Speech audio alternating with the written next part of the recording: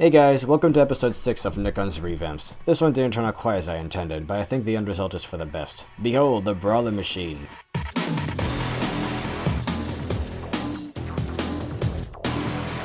I had a really good time making this one. There was a little more to the building process than usual, and I found myself taking a step back here and there, but I'll get into that later. Okay, so story-wise, this is Bulk's machine. Its bone structure is mainly derivative of the Raptor build, but a very different sort of design philosophy went into making it. This thing clearly isn't made to fly or engage in any sort of ranged combat.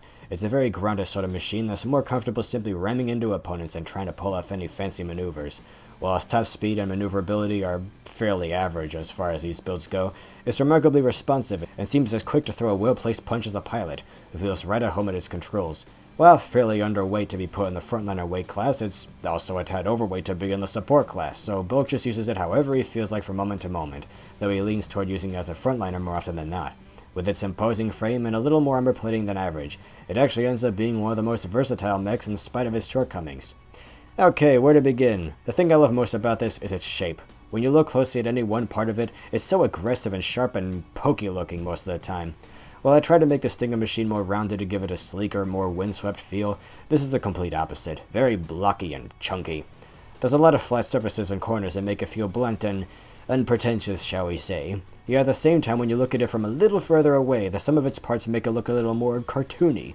Seriously, it looks like so many big muzzlehead Bluto types I've seen who are drawn with this kind of shape, with a huge upside-down triangle-shaped upper body and arms that look swollen, and it gives them a certain charm that most of the other mechs kind of miss. This is the kind of mech I can imagine being tossed overhead by one of the larger beasts, like they're in a wrestling match or something, and this guy would just roll with it until he was upright again. As stupidly top-heavy as the main body ends up being, the arms and even the legs, as spindly as they are, give it a roly-poly feel not just in appearance but in practice.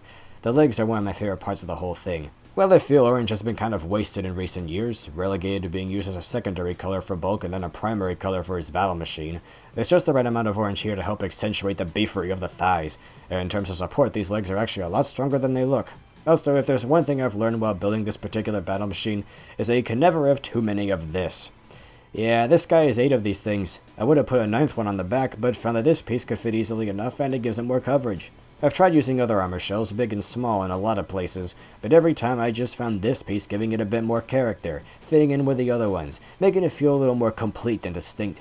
At least it's consistent, if nothing else. Seriously, I'm surprised by how many of those ended up crammed in there. Look at how snugly they squeeze together. It just goes to giving this one an aesthetic of its own. Above all else, I just wanted to make something that was appropriately bulky, you know?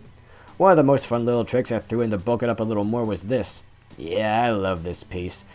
Yeah, this is that building technique I mentioned in the Stinger machine video, but I didn't think it fit the overall shape of that mech much. Oftentimes when working with this building system, you have to choose between having more points of articulation or more armor connection points, and if you do it just right, you can find a middle ground and end up with a figure that's not so blocky that it can't move, but not so gappy that it looks unfinished. In the case of this mech, having the best of both worlds like this helps give it a shape unique to it. Little touches like that combined with a Minotaur-esque legs are important to me because of how they complement each other. And I really didn't want this to be just a wingless Stinger machine or a more brutish-looking gunner machine. I wanted it to be its own thing with a character to it that fits the character in the pilot's chair, to have some personal flair to it. And that's where we come to the meat of the matter. Looking back, I realize that these revamps are starting to get kind of repetitive. Despite touting the whole bullfrog build earlier on, I've really only had one of these to show so far, and the two mixed classes are admittedly kind of a cop-out, since they're ultimately more humanoid than not. Most of these mechs have ended up being typical upright standing hero factory figures. That's why to compensate I whipped up this baby. Yeah, this is the machine I was originally going to make this video about. Sure, it's unique, it's cool, it's something we haven't seen on store shelves before. It manages not to look like the other battle machines, but is that really so important? Yeah, I can pat myself on the back for putting this together, but I honestly don't like it that much. I did at first, but that was just kind of because I felt I should like it, because hey, it's unique, therefore it's good. But the longer I looked at it standing next to the other mechs and the more of them I made, the less it seemed to belong with them. I even had a story whipped up for this one, but at the end of the day, it just didn't seem to fit Bulk. And as out there as it was, I just couldn't have that much fun with it. This baby though? Yeah, it's more simple, it's more plain, but it feels more like, well, a toy. And personally, I think this exudes fun more strongly than the other. It's not hampered by finicky gimmicks or pressure to avoid resembling anything else that LEGO has ever made, and I'm pleased with the result in spite of everything. I just have more fun with this thing, and I can see it being more accessible to children than my other attempt, or even the retail drill machine. I don't know. If I was a kid, I'd personally be more drawn to the clean silhouette of a metal man with a strong center like this than that drill thing. It's probably why I built this. At the end of the day, I guess all I could do to try to make any of these feel unique is to emphasize certain traits that each one has. The Stinger machine is tall, lean, and aerodynamic. The Blizzard machine is wide, has a massive hunch and crab-like limbs. The Diver machine is stumpy and round. The Brawler machine is just that, mean and wound up and ready to rumble.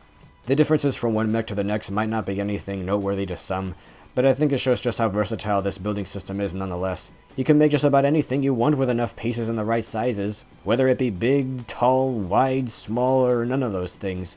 This system has really grown on me as I've come to realize how close these bones and shells and textures are to, well, traditional LEGO bricks. All things considered, I hope you guys can appreciate the kind of feel I've tried to inject into each of these, and it all culminates in the next video with one more crazy mech.